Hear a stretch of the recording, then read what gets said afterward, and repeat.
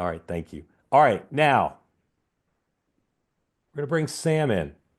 Sam was recommended to me by a fan of two-way, and I'm not 100% sure of this, but I believe Sam is going to break the record for the oldest participant in this program. Not that age is everything, but as David Letterman would say, God love you, Sam Carlisle. Sam, can you hear me? Yes, I can. All However, right. my video and audio has been very intermittent, so I All right. cannot intelligently respond to all your questions. All right. I bet you can. Where do you live, Sam? Uh, Bartlett is a suburb of Memphis. Uh-huh. Did you ever go into Memphis to the Rendezvous for ribs? Pardon? Did you ever go to the Rendezvous restaurant in Memphis for ribs for Oh, barbecue? sure, sure. Yeah. That's Somebody that's somebody for one of Chris. the that's one of the landmarks here. Yeah, if you come Yeah. here, that's where you want to go. Somebody for Christmas gave me 2 racks of ribs. And I think you may be supposed to heat them up, but they're so good I just eat them right out of the bag. And They're Corker's barbecue is hard to beat. also excellent. Sam, tell us about your interest in two-way. What brings you to two-way? Uh, Bruce Parks is a friend of my son, and we've known each other for years.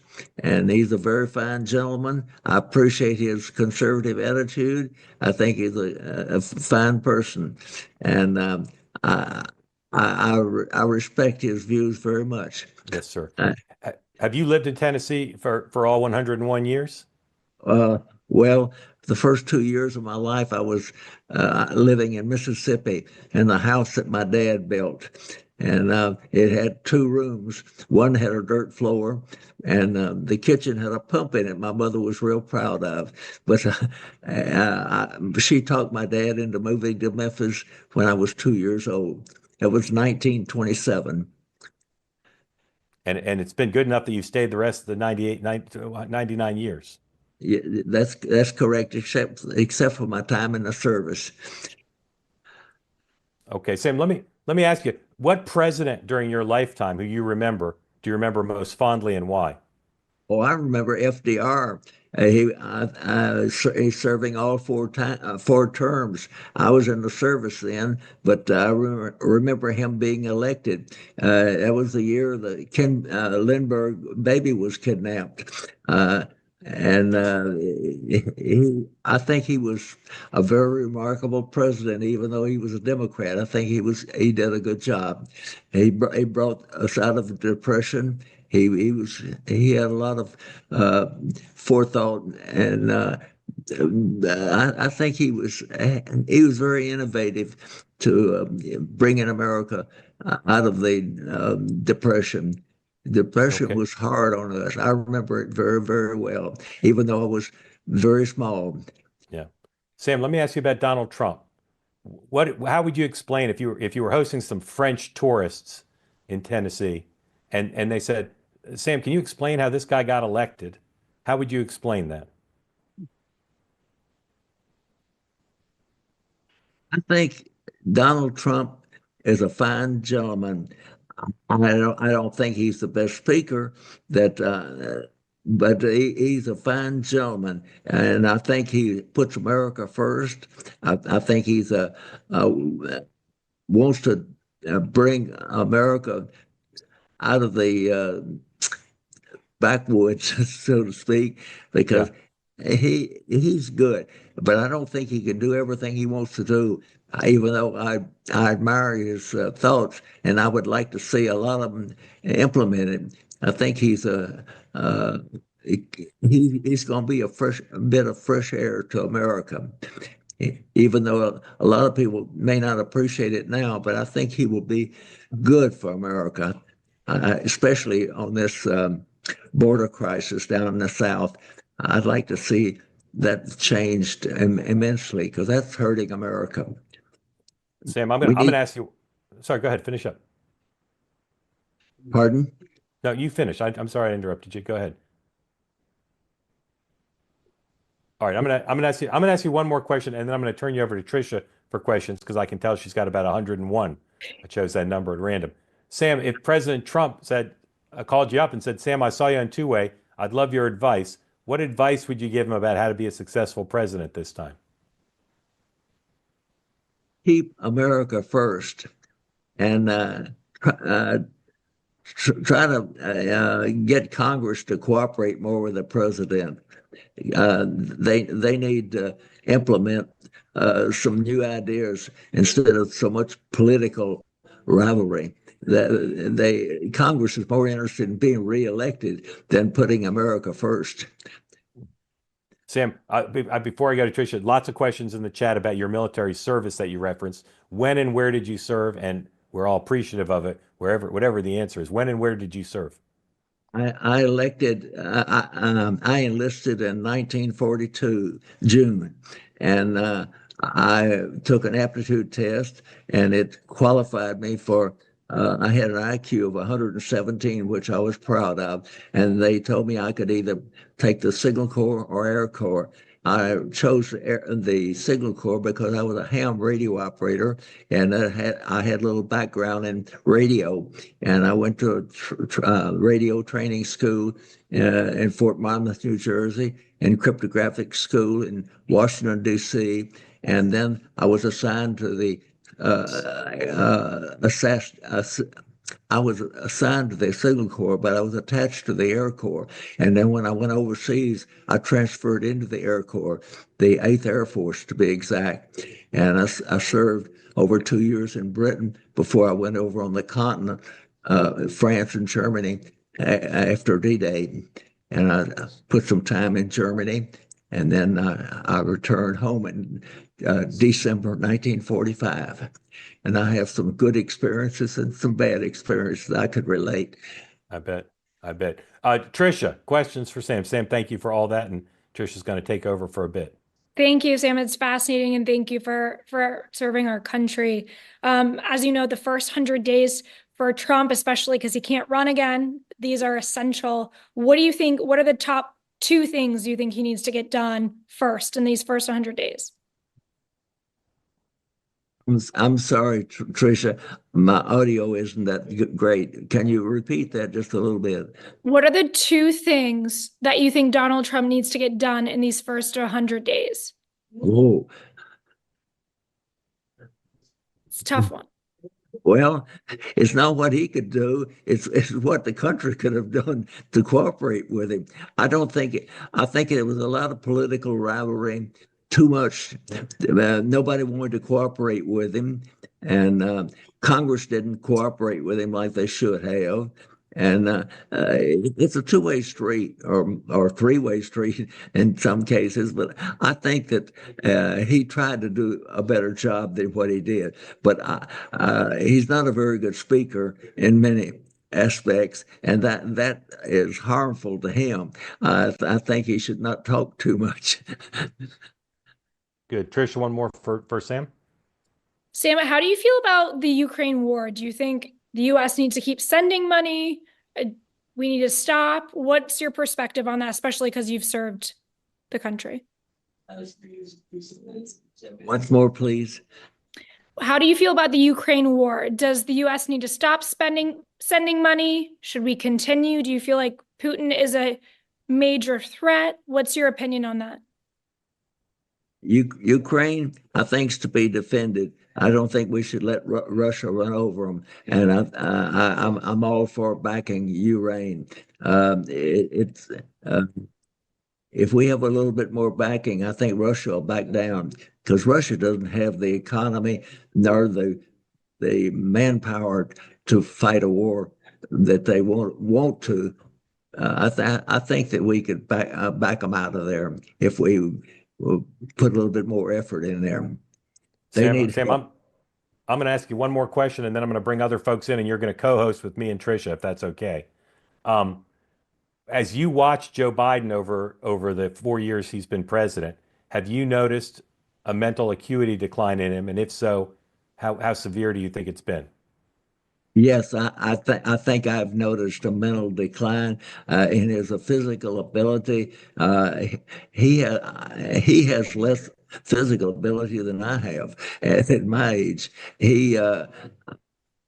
I think he's just a politician and he speaks the words of somebody else. I really don't think he's qualified to be president.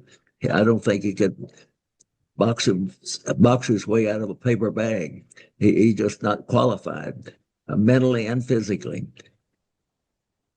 Sam, thank you. All right. Rechristened. It's no longer 2A tonight. It's the Sam, Tricia, and Mark show. Welcome in, Brian. Tell folks where you are and what's on your mind.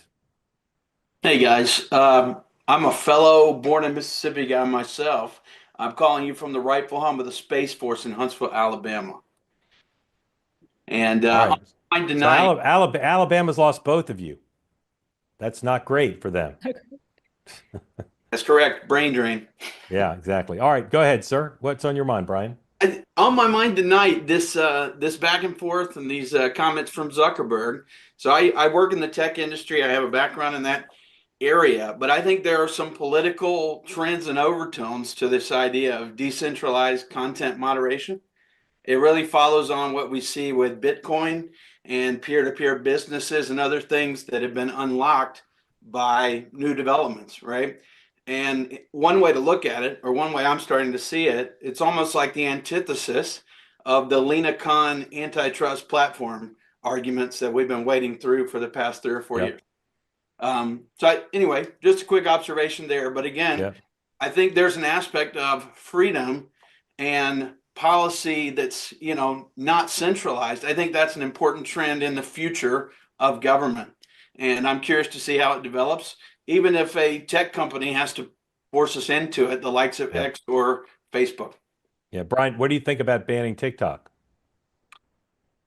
I think it's an important decision. And that sounds like a politician. The government Important has the decision. right to watch out for the security Yeah. of algorithms and companies. Do you And use that TikTok to watch people dance? I am a user of TikTok, Uh-huh. but again, I fully support the right to regulate that commerce if that's Yeah. what the government feels is required. They see things that we don't see. They know things that we don't know. Yep. And the more that they can tell us about that, to some of the discussion last night, the more that they can be transparent about what's driving their decision, I think that's a good thing. Yeah. Brian, I teased you, but I like the way you framed the first set of issues and I like the way you responded there. Sam, do you use social media at all? Yes, I do, but as far as TikTok, I don't know a whole lot about it, but I do think anything regarding commerce we should apply our laws to it, and if they don't follow our laws, they don't have any business here. Sam, my son likes electronic equipment and is fascinated by social media. Uh, how would you explain to people, younger people, when you were a teenager, what did you do for entertainment? I was a ham radio operator, and I followed electronics all my life. I worked in it, been in radio, and I had a government license. And for 32 years, that was my background. And I think that electronics has come a long, long way. I cut my teeth on vacuum tubes, and then transistors and printed circuits, and I've repaired all that stuff. But I think the younger generation, as many of them have kept up with the operation of it, but they don't understand the how the material actually works, which would be a big asset if they did. Yeah. All right. Brian, thanks for joining us. Really, again, I really appreciate the way you frame things. Come back regularly. Thank you for that. All right. My honor. Robert, Yes, Robert, join in. That young person there next to you is not 101 years old. she's not 101, but she's like Yeah. your son. So she Yeah. likes YouTube, TikTok. Say hi, Victoria. Hi. Victoria, what social media do you like? So there's a lot actually, Go ahead, talk about Yeah. you. but I YouTube? really like Royal High. It's like a Roblox game that I really like. Uh-huh. Princesses, magic, and other stuff. And how old are you and where do you live? So I live in Allentown and I'm 7 years old and my birthday is in 1 week, so soon. That's exciting. You'll be 8 years old in 1 week? Uh-huh. My son was 8 years old on Monday, Cool. and he's super excited to be 8. So I can tell you from his perspective, you got a really good time coming up when you're 8. It's a lot different than 7. Have you ever talked to Just anybody who's 101 years old? No. Say Now's hi. your opportunity. What question do you have for Sam, who's been alive for like 20 times longer than you, practically? Hmm. Do you have any questions you'd like to ask him? He's seen a lot of stuff. So, what did you do as a kid? There you go. Good question. What did you do as a kid, Sam? Did you shoot squirrels in the backyard? I don't mean to stereotype Tennessee, but most people I know in Tennessee have shot a squirrel or two. I tell you, I turned 101 yesterday, but just before I had my heart attack last June, I was doing 100. I was doing 41 push-ups. How many push-ups do you do? That's a good question. Um, Do you do push-ups? Yeah. Sam, when you were 7 years old, 8 years old, I don't know if you recall, what kind of things did you do for fun when you were 7 years old? We we had what they call bottle stoppers. Milk used to come with these stoppers on top, and it was sort of a hobby to collect the most bottle stoppers we could. And we had a little game we called King Stick, and we tried to damage the opponent's stick. And for every time we knocked the opponent's stick down, we got a bottle stopper, and we collected those bottle stoppers. That was a big thing. That sounds more fun to me than YouTube or Roblox, but that's just me. All right, Dad, Robert, question, Yes. comment, anything So you want to talk about? I have this sort of parlays off this morning when I had seen after the morning meeting Mark Zuckerberg's interview go live. Isn't anybody like in combination with like talked about with the Tucker Carlson interview with Clay Higgins and the verdict today in the president's trial? Isn't anybody getting awfully concerned about the extensive, I guess I don't want to call it interference, but involvement of the US government in media platforms, law enforcement? I mean, Yeah.